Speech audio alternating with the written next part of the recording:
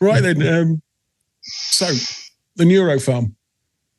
Would you like to introduce yourselves? Should we let Tim go first? Collectively or individual? Okay, individually is probably easier, isn't it? Rebecca, please. Oh, I thought we said Tim. Yeah, you go first, Rebecca. Oh, okay. Well, I'm Rebecca. I'm one of the two lead singers, and I play the electric violin. And I also play the cello, but I've played cello for other bands and not for our band. And yeah, that's what I do in the band. Wow. All right, and I'm Brian. I'm the other vocalist. I also play guitar and do a lot of the music production stuff too. Okay. I guess I'll go. So I'm Colin. Sometimes I professionally go by Dreamer D, just because, for no particular reason. I'm the guy who bangs on the drums in the background. I used to do some singing or some background vocals and stuff. We haven't done a lot of that recently, but occasionally I will open my voice and try and harmonize here and there, but mostly the drums. Brilliant. Hey, I'm Tim, and I do the keyboards, synths, programming, and textures.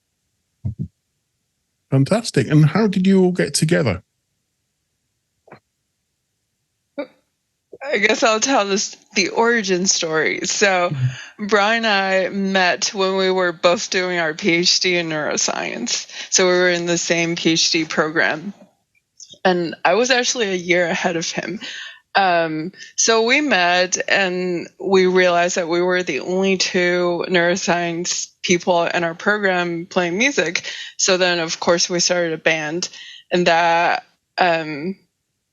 was, sort of like a hobby. We're mostly jamming with people until Colin came into the fold in 2017, right, Colin? Yeah, 2017. That's when we became like a proper band, with a drummer, and back then we had a bass player. Our history with our bass player is sort of like Spinal Tap with their drummers. We had a string of various bass players, and it just we never had a stable fourth member until Tim came into the fold in the beginning of COVID. And now we're a stable Neuro Farm version 2. Wow. That's a different way of joining each other. So you haven't been around that long as such, as a band. So the band name has been around for a while, but that's when Brian and I met, and it was sort of like, actually, do you want to tell the story of why you came up with the Neuro Farm? Because you were actually the OG member. I guess in a sense. But I mean, the Neuro Farm as a band name was us.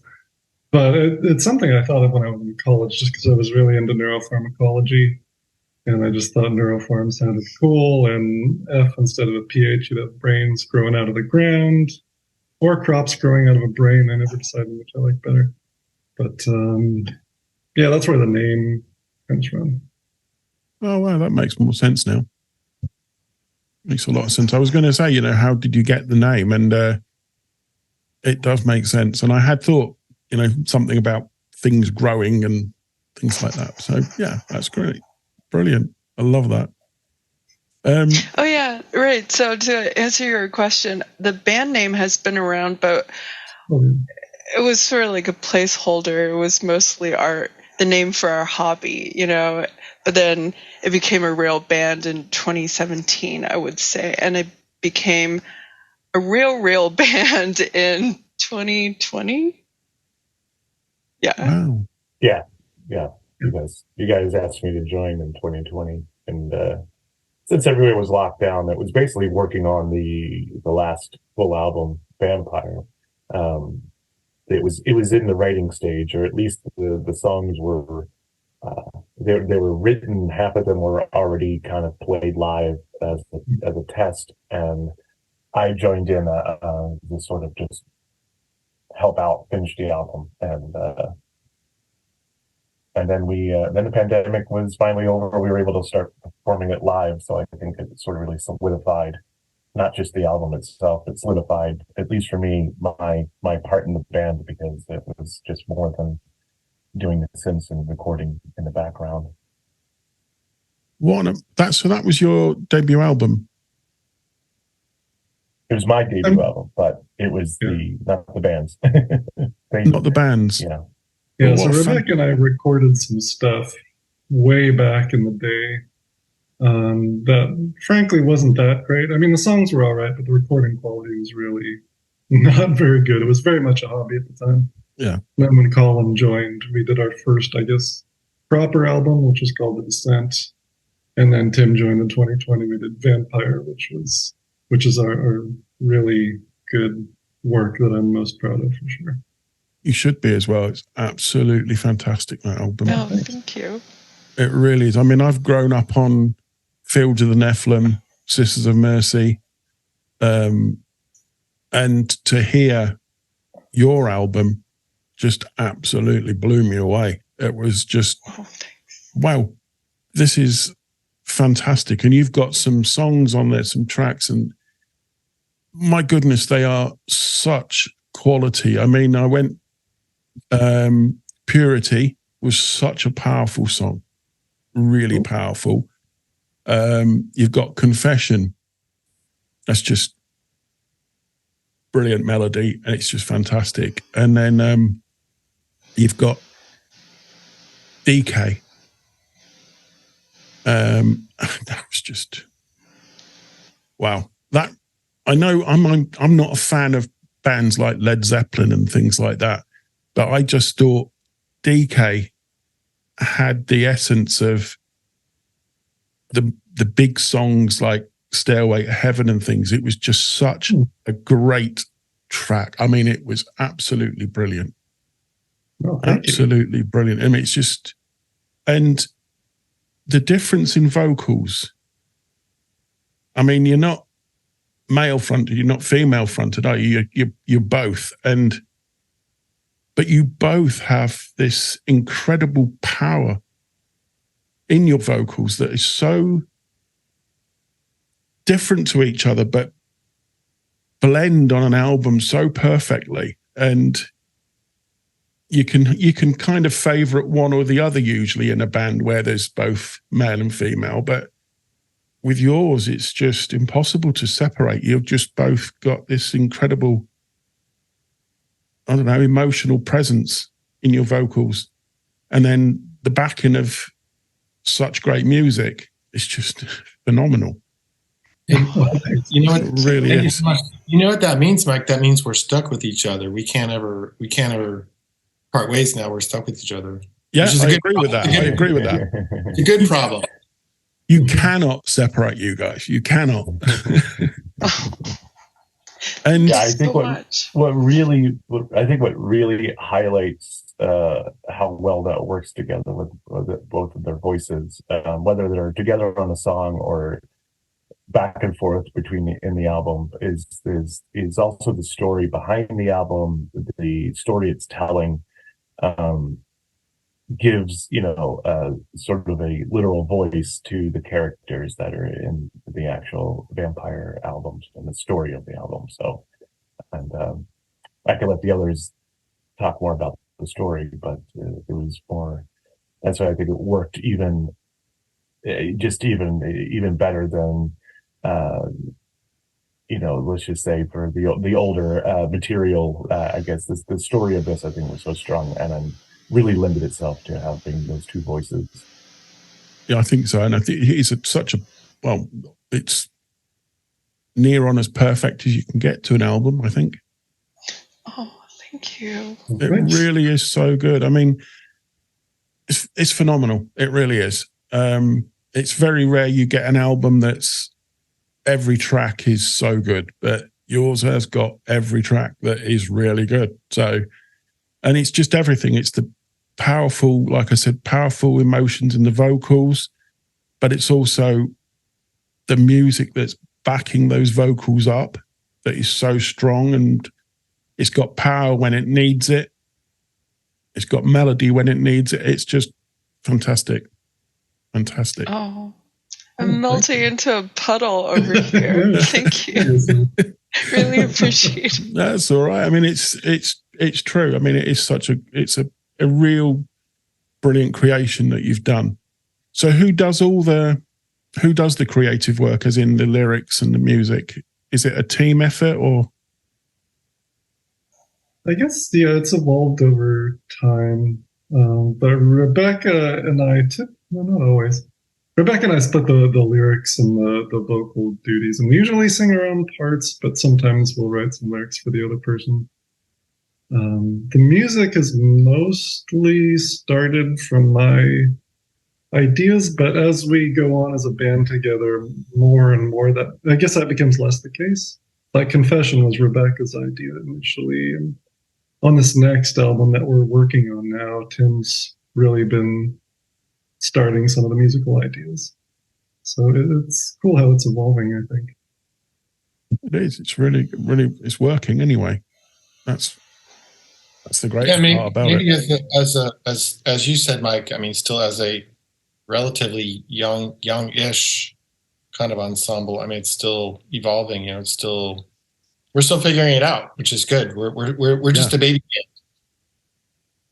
But for just to use that as a baby band still, you have put out one phenomenal album in Vampires. It's just like, wow, what's to come then? If that's basically at the start, what's going to come on next? I mean, it can only get better, surely.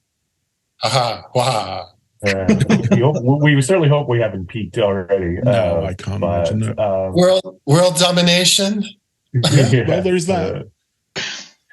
I couldn't resist. Can't be a worse job than it's going on at the moment, can it? Let's have the Neuro Farm run things.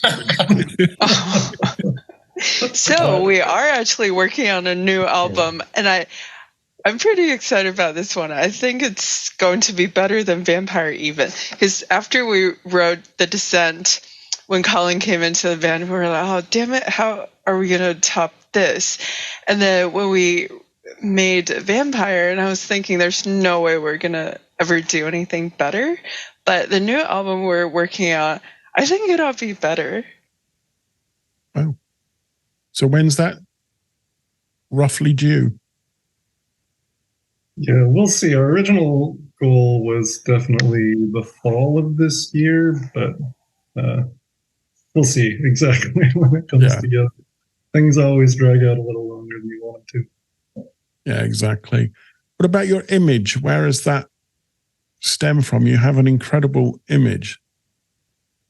Oh, thank you. It's kind of Western.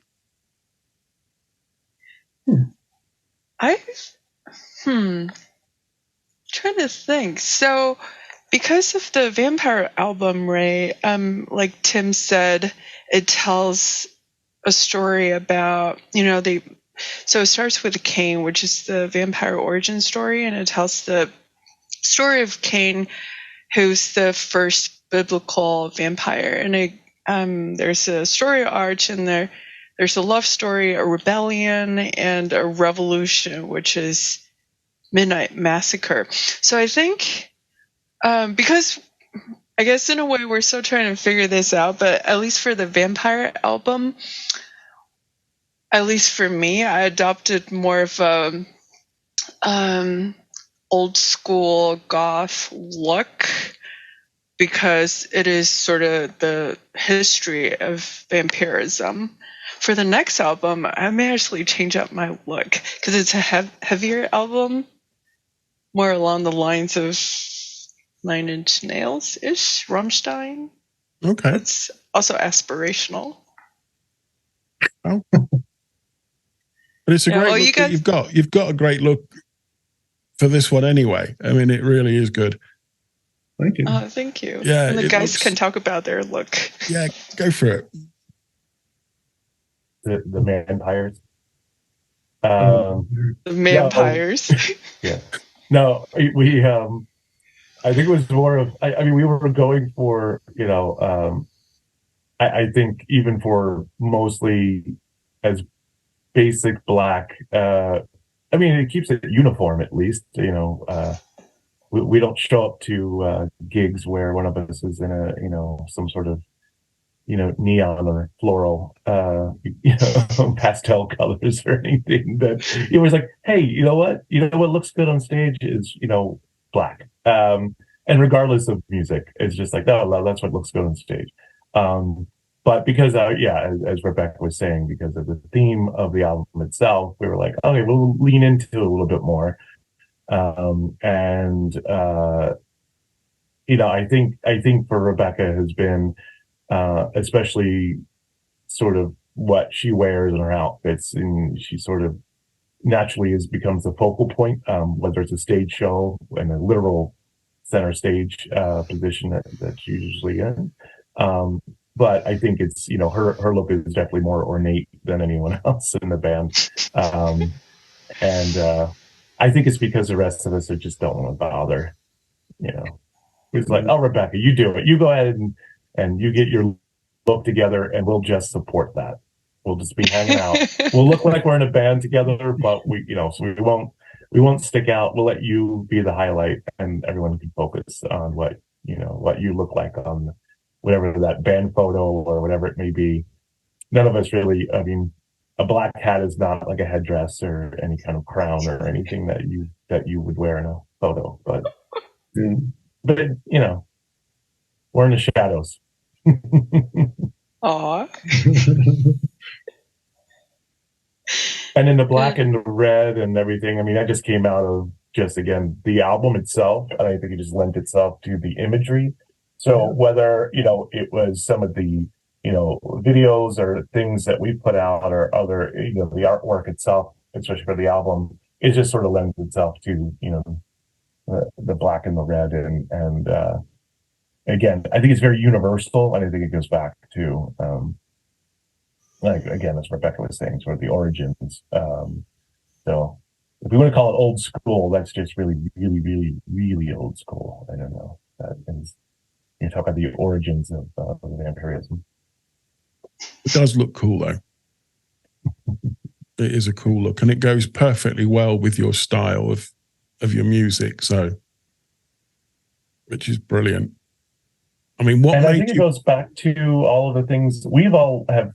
As we've all done music and we've had projects and written music, in the past. And I think when it came to Vampire, it was more of a culmination of all the things that we had done. So, as you were saying, we were being a relatively new, being a new band and coming up with Vampire. It didn't come out of thin air. It certainly was something that was worked at and taking all of the experiences that we all have already, and I think it's why it came together, I think, so well, is that we already kind of brought in our past experiences and things, and we've all have. I think you mentioned Led Zeppelin.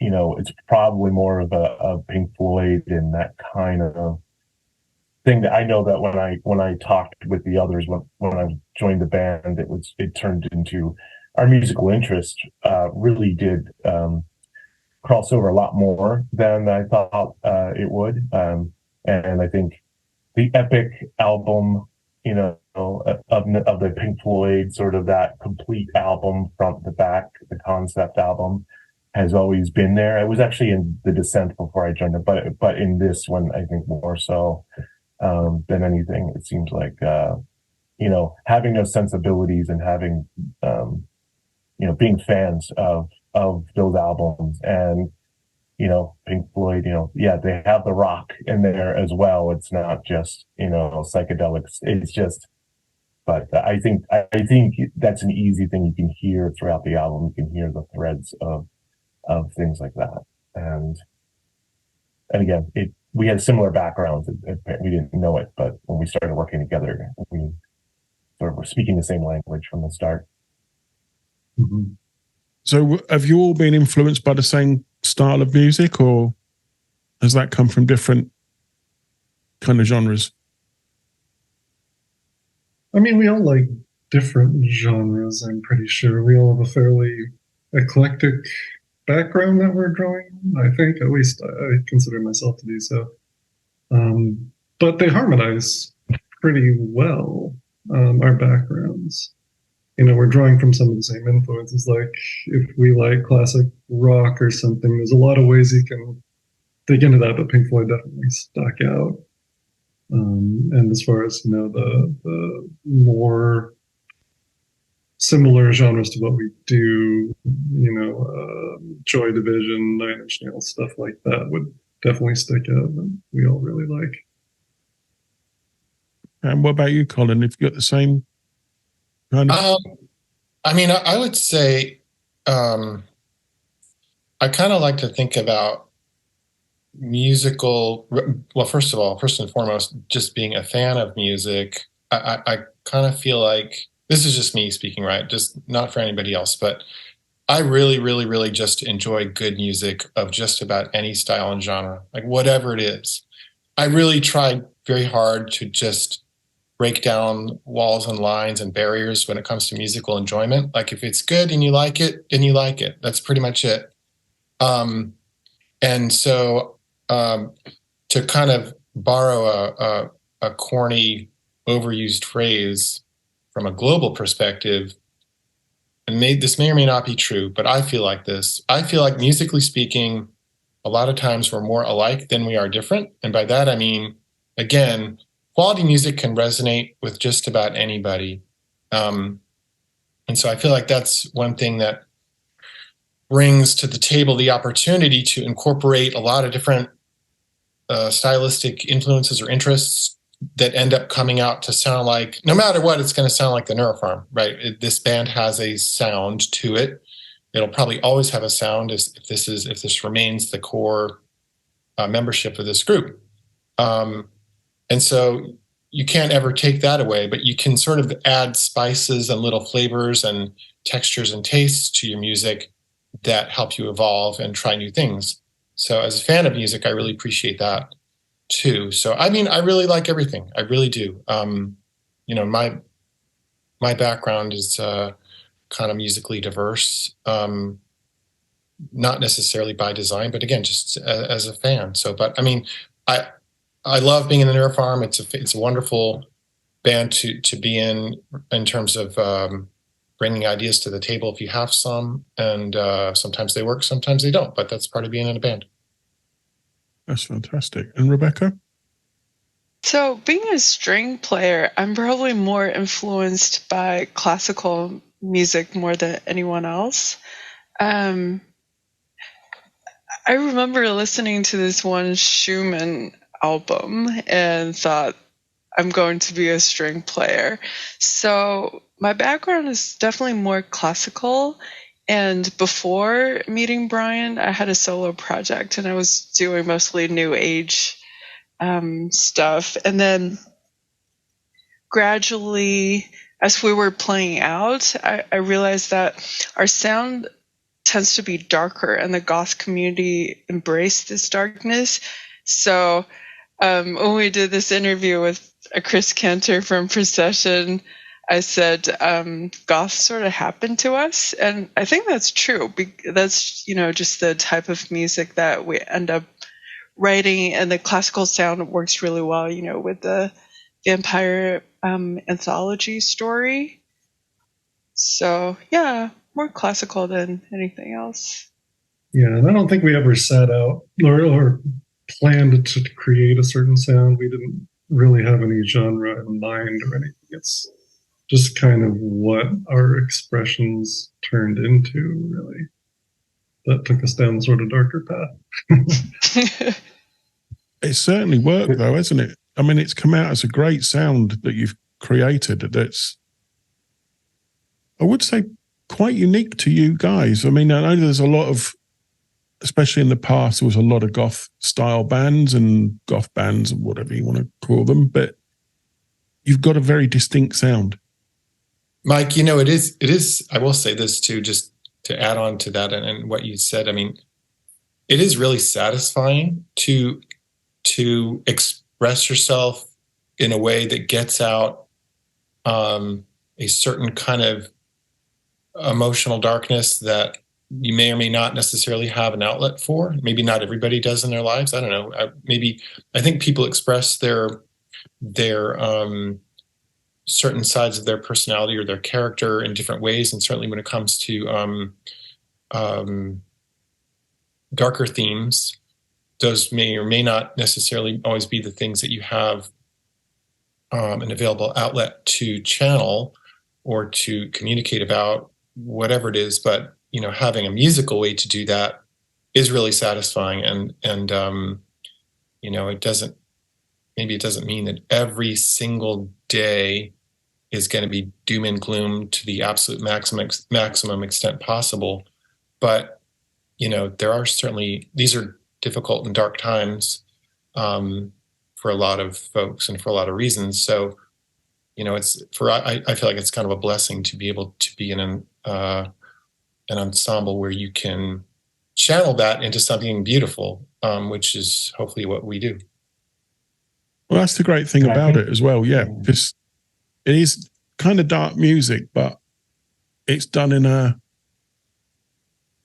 very kind of beautiful way, to put it in one kind of saying. But yeah, it comes across so you've turned darkness into something really nice, even though there are dark themes, but somehow that it kind of lifts you when you listen to it, because it's just so pleasant to listen to as well. And listening to your album, I would say, I won't be crazy, but I'll say a few times. It really does just grip you. And you're listening to one song and really enjoying it, and you don't want it to end. But in another way, you know what's coming now, and you're looking forward to the next song as well. But it's you're kind of torn between, yeah, but I love this song. I don't want this song to finish yet. But you're already looking forward to the next one, and your brain's going, whoa. Yeah, it's a fantastic album. It really is. And you've done a remarkable job with that. Oh, thank you. You must be very proud. Has it done well though? Yeah. As good as you hoped. Tim could speak on that because he's 50% of our record label. Well, yeah, I mean, yeah, no, it's fantastic. Matter of fact, you know, I think for this album, I mean, this is probably of any bands that and other musicians I've worked with throughout my life. This certainly, to me, has a different, I guess, a different appeal that we didn't set out to do. We didn't set out to say we're going to write a goth album or we're going to write goth music. And not that there's anything wrong with that, because there is so much great music out there, and it's sort of the foundational music and bands that have sort of defined what I guess the goth genre, the goth music is. But for us, it was more of, well, to say that, hey, I grew up on goth music. I mean, I certainly grew up on bands that later on have turned to be like, oh no, those are the goths. Yeah, that was goth music, and didn't realize it at the time. But building on that, we didn't set out to emulate, a band or a goth band or anything. So I think what happens is the appeal of our music, in general, has fans of, I know we already mentioned say a Pink Floyd or something, like they can hear that and say, this is great. This kind of reminds me of some Pink Floyd. And then you don't realize, like, you're listening to goth music, or at least that's the pigeonhole of, we say, well, what is this album? Like if they listen to another song and they say, oh yeah, this kind of reminds me, this has got a bit of a tribal feel to this song. But overall, I think it's just sort of the appeal of it. I think different people sort of latch on to different elements of the music.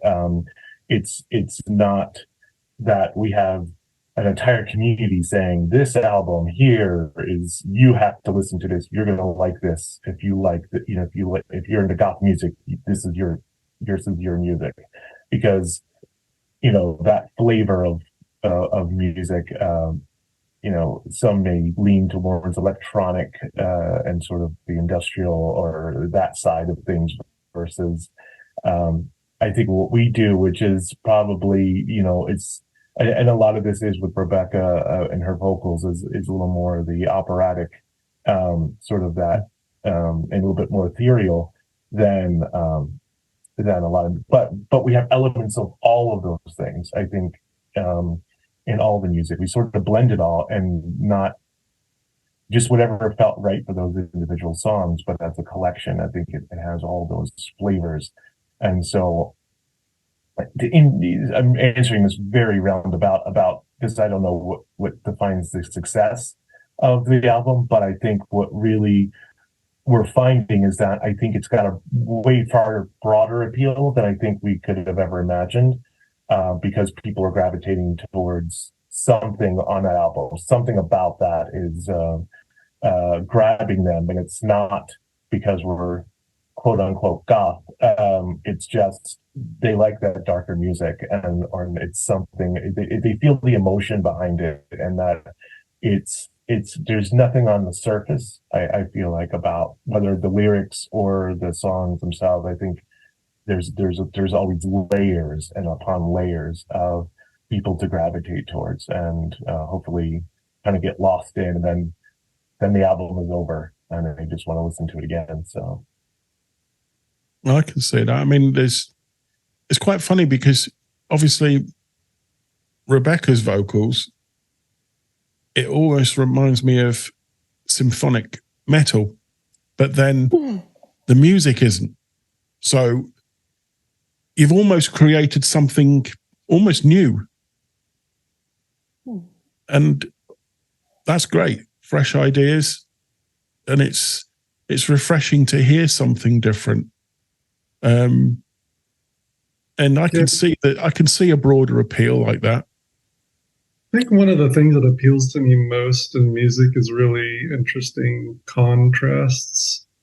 Like one of the things I always appreciated about Rammstein, who's another favorite of mine, is they'll combine these like kind of gentle ethereal parts with some like big, loud, aggressive guitars. And that's something, that specific combo, but I've always tried to do that when songwriting, is think of ideas from very different sources, how they can kind of combine, how these ideas can work together in interesting ways.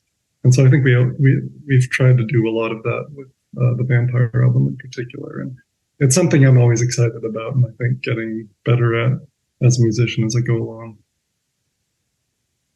Yeah, and I think it's what you've done so far is worked really, really, really well. So I think drawing on all that and bringing in those elements, I think it's gonna.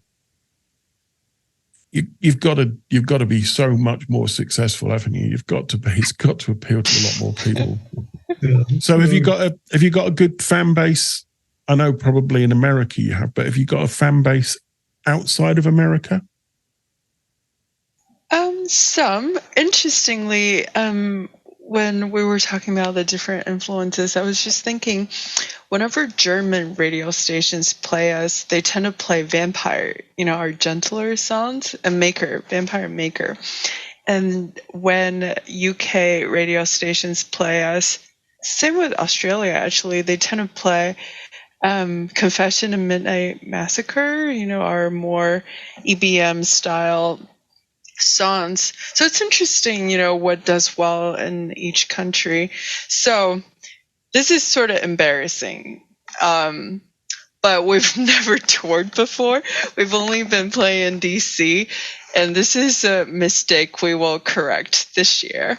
So in July, we're going to be playing the Radio Arcane Dark Castle Festival, and that's our first time leaving the area, and also first time playing a festival. So another roundabout way to answer your question. So in DC, everyone knows us, and last year there was this informal Facebook poll. We were DC's favorite goth band, but we've got to graduate from being a local band. So yeah, this year, and hopefully next year we'll start playing more festivals than out of DC. Because the DC scene is only so big. It's probably the same 50 people. Oh, so you really haven't played outside of DC? Mm-mm. DC, Baltimore, Richmond, Virginia. But yeah, No, the DC metro areas. Yeah. Wow, that's incredible. I would have thought you'd have played festivals and everything with your incredible sound. I would have thought you'd have been so many places by now. Well, I mean, we really just gotten our current incarnation during the pandemic. Like, we had a tour actually planned in 2020, I guess, and then the pandemic just killed everything. And yeah, I guess this is our first opportunity here coming up this summer to really step out. Wow.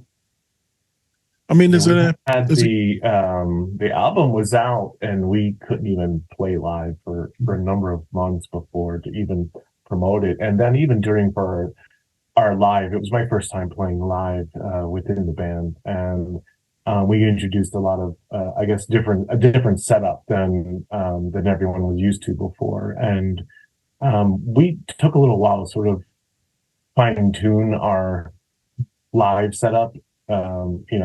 With just not just me being included into that, because I'm easy on stage. I'm an easy integration, but we've added a lot of, we sort of added some more high tech things into our setup, and now I think we got to the point where it's pretty automatic, and it'd be easier for us to say go on a tour, and I think we have ourselves sort of a kind of downsized, if you will, to the point, we don't need amps on stage, we're using electronic drums. We don't need we've made ourselves as small of a footprint as possible for live, so we can play small stages or larger stages. But it's been more of we got the album out, and we really just wanted to get people to see it, so we just spent more time putting some visuals together and getting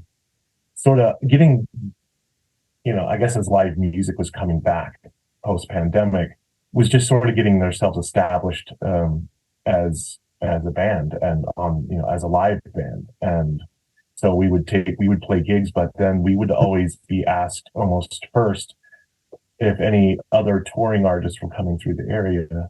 We would be asked. They would say, "Hey, Neuro Farm, we want to put you in the bill. We think you." I think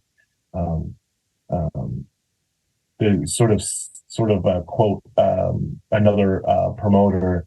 They're like, "You guys are sort of what we feel best represents the goth scene in the DC area." So it's sort of like now we've, and I guess if you want to measure that level of success, is that we're looked upon as sort of the go-to, and I'm probably really making, that sounds very extreme. Like, we are the only band to open for other bands. But no, we were the first band that, that venues and promoters think about when there is any similar like-minded music coming through, that they feel like, hey, we should put Neuro Farm on this bill because, we're easy to get along with. We're really quick on and off the stage, and, we don't sound too bad, live, but I just it's sort of a thing again, establishing ourselves within the area and with the venues and promoters that, hey, we want to play, we want to play, and so we get to play to more and more people, as the shows we've grown, but I think we've also outgrown the local area. Now this is why we're starting to expand and get out on the road and do some things. But brilliant, though. We can't wait to play in front of a new audience. The feedback, anytime even someone comes to a local show and they never heard of us and they see us and they say, "Oh my, you guys were fantastic," and we like, "Where are you guys from?" And like, "Well, we're from DC. We play all the time." And some people it's just getting the word out, really. Yeah. I know there's another band there from Brooklyn. and they're with the kind of the darker goth music as well. You may have heard of them, Cloud of Ravens. Yeah. Mm-hmm.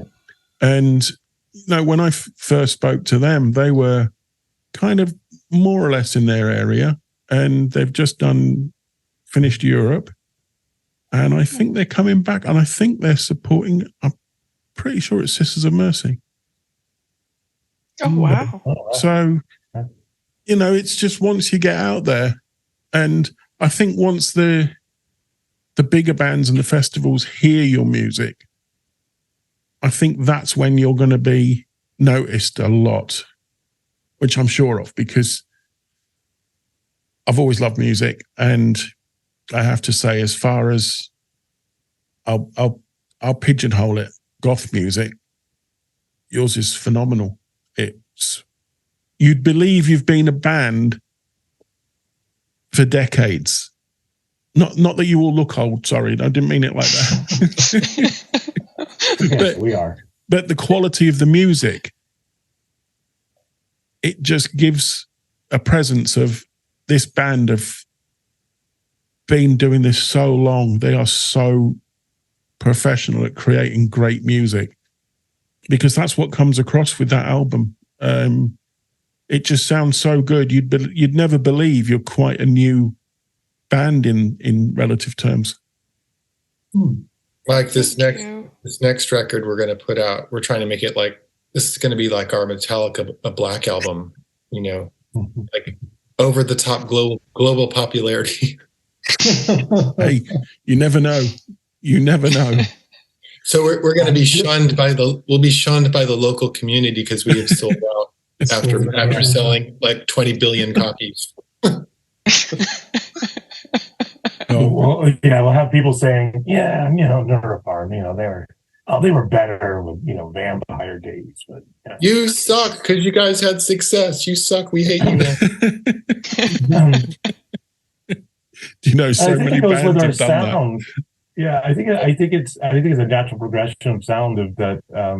We did the Vampire album. We specifically had certain palettes of sounds that we were using to fit the story, and I think I liken it to scoring a soundtrack. Like, here is the movie, here's the story. The score of that sort of represents, there's a lot of, sort of distant piano and organ, and obviously there's different sounds that are sort of the sound palette of, here is a very gothic, and just in a very gothic story, things that you would imagine you would hear. And then, so for the new album that we're doing, it's sort of a little bit of a different thing, because we're not trying to, we're the soundtrack that we're doing essentially for the new stories is a different feel. So it's going to be a different palette, but it's still going to sound like us, because again, the main voices involved, Rebecca and Brian. And plus, not just their voices, but then the guitar and violin and things. I mean, there's things that they are, I would say, the defining sound of the Neuro Farm.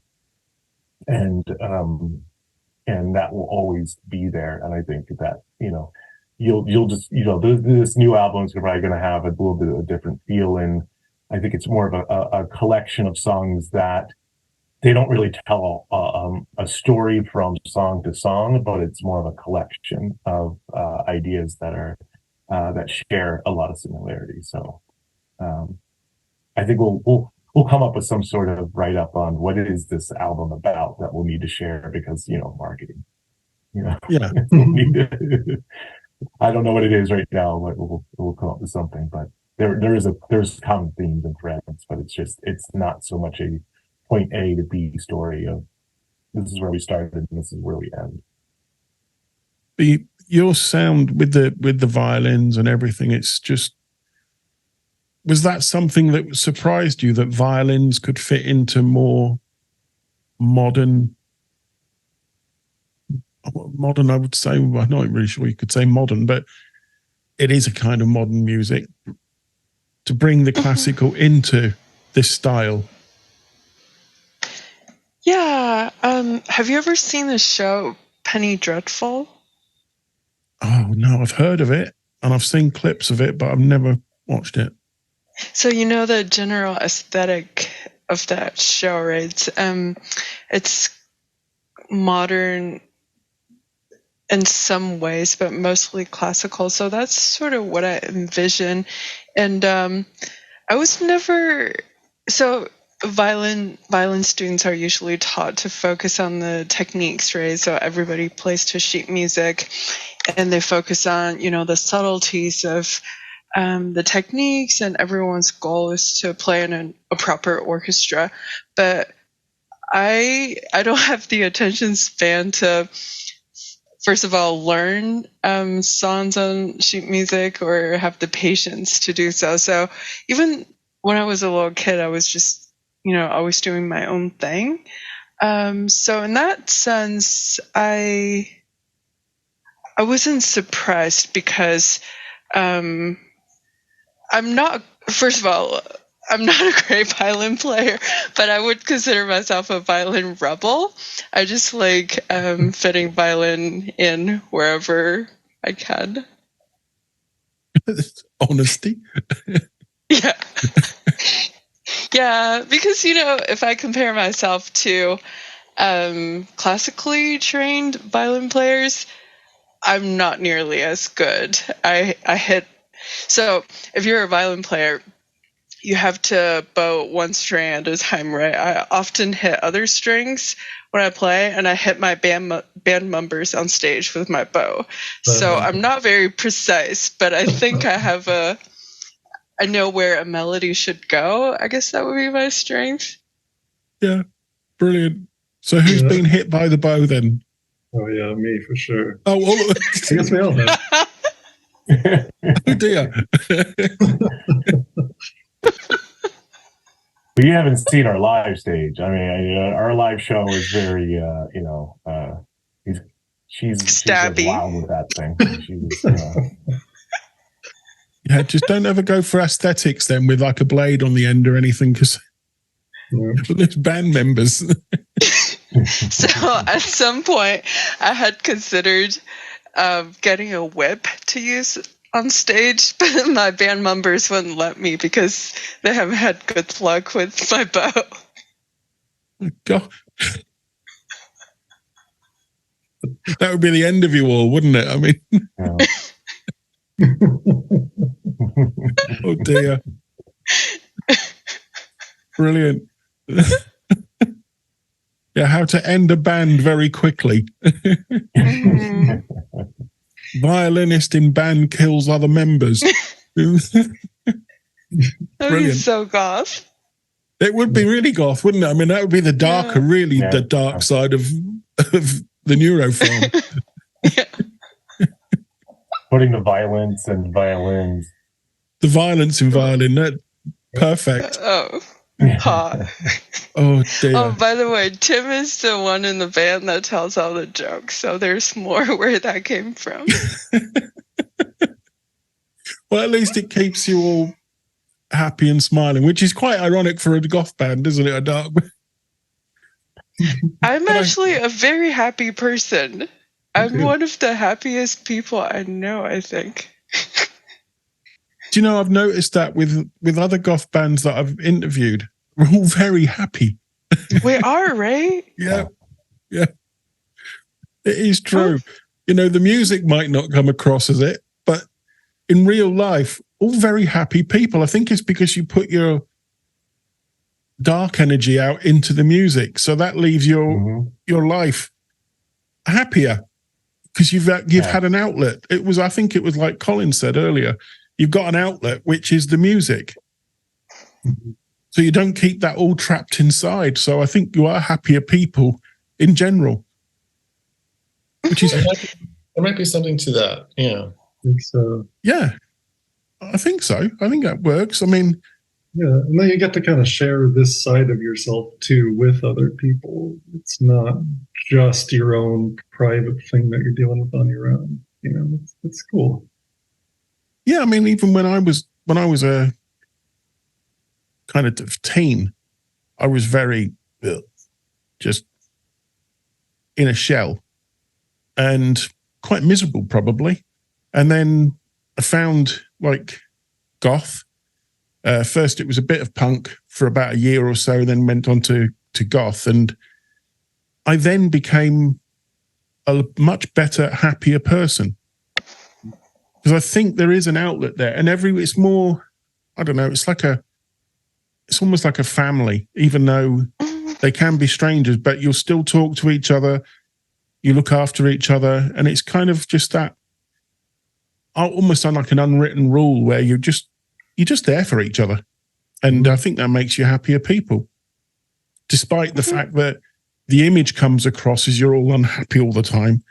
But that's not actually the case at all.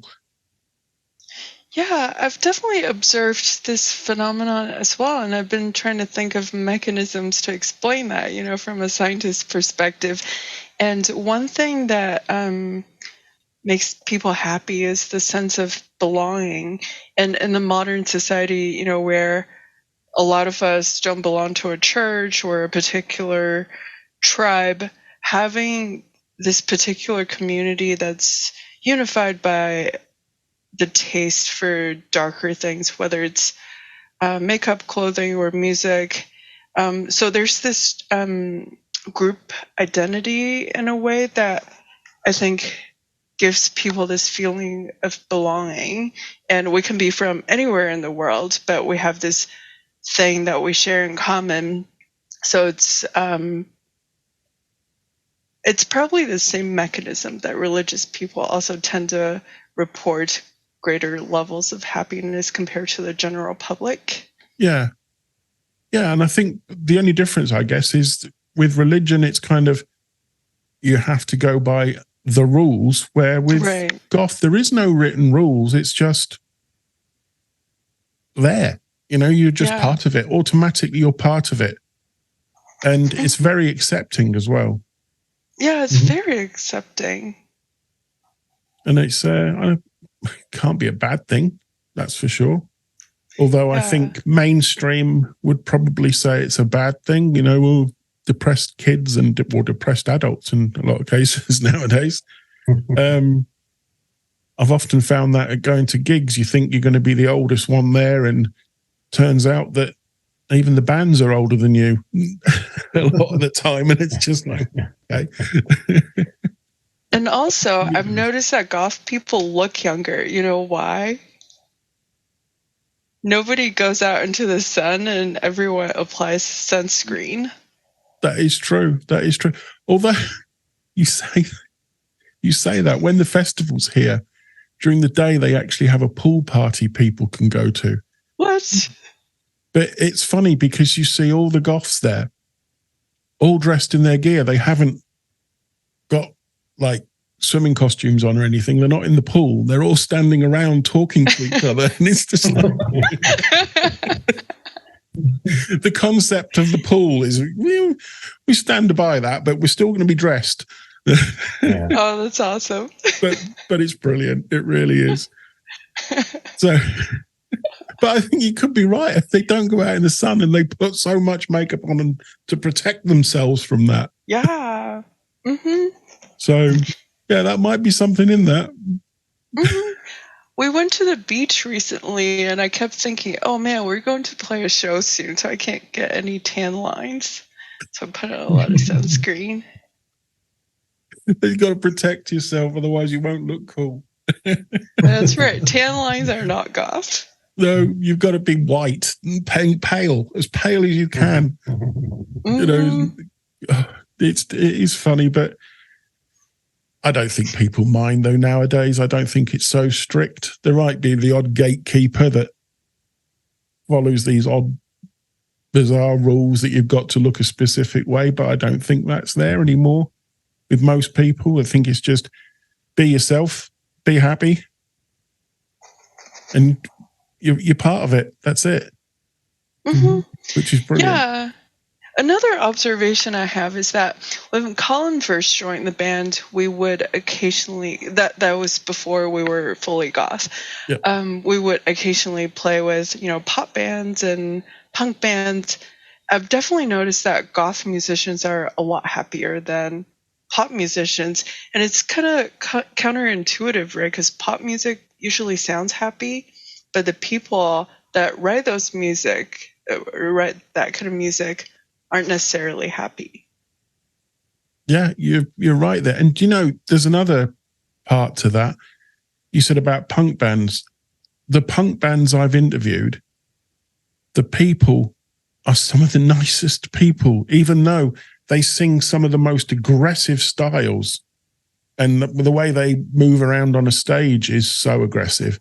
Yet they are some of the nicest people you could meet. And so it's almost like they're complete opposites to the music. Yeah. And I think you're right. With pop bands, you're probably right. They're not as happy as their music sounds, whereas goth bands that sound depressed are happy. Mm-hmm. So it is strange, isn't it? I think it just, I don't know what causes that. It could be the music is the outlet for the aggression and the outlet for the dark that's within, where the pop people are putting across an image, and that's it. Mm-hmm. It's like a false image of what's going on. So they're having to hide I would behind also that. think I think it's almost probably a pressure to succeed with that. I think it's a little bit more of a product of we're selling this product. Yes.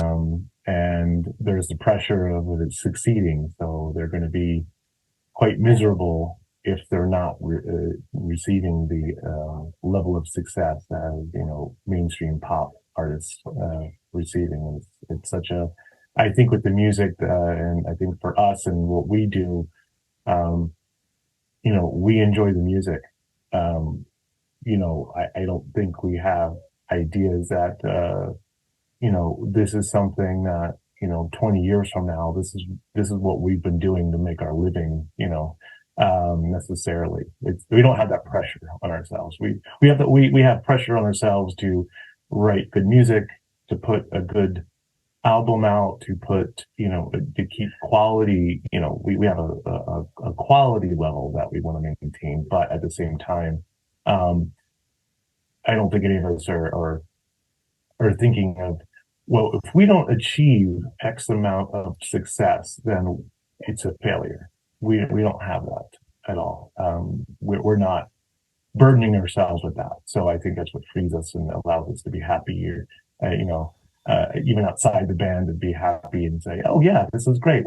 This is, an outlet, and we enjoy it.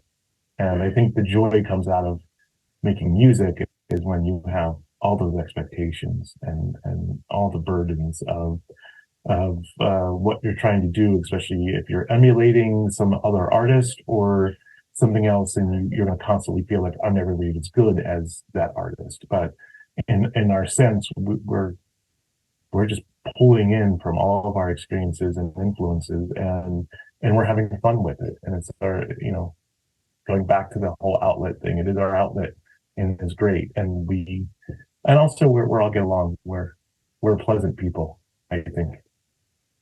I think that helps. I think the fact you get along. We don't have egos to deal with, we don't have, and the bands that we play with, and this is again going to building the community, is that, we're great to work with, with other bands, and we're great to work with the promoters. And, again, we don't come in with some, attitude or egos of how we need to be treated. Again, you could have the basic minimum decent human, we want to be treated as, as humans in a decent way. But as far as a band, we don't have those expectations. And I think that makes it so that it's not a job to us, or it's not something that is a grind for us to do this music. Is we enjoy it, and we enjoy each other's company, and we enjoy playing the music for others. And the ego of it is, we definitely, the ego is fed when people are complimentary into us, after a show or otherwise. It's good. It's nice. It's nice to know that it does mean something, and it makes it makes others happy, or at least others enjoy what we're doing as well. But we don't have if we don't sell X amount of units, then we have failed and we should give this up. We don't have that pressure. Yeah, I think that's really summed that all up perfectly, to be honest. I think bands like yourselves, I don't think you're actually in it for the money side. You're in it for the enjoyment and what you actually enjoy in the company. And is that right, or am I wrong to say that? Yeah, that's right. I think we all have the attitude that if we're not having fun, then we shouldn't be doing this. Yeah. Well, please do keep having fun, because it's so good music.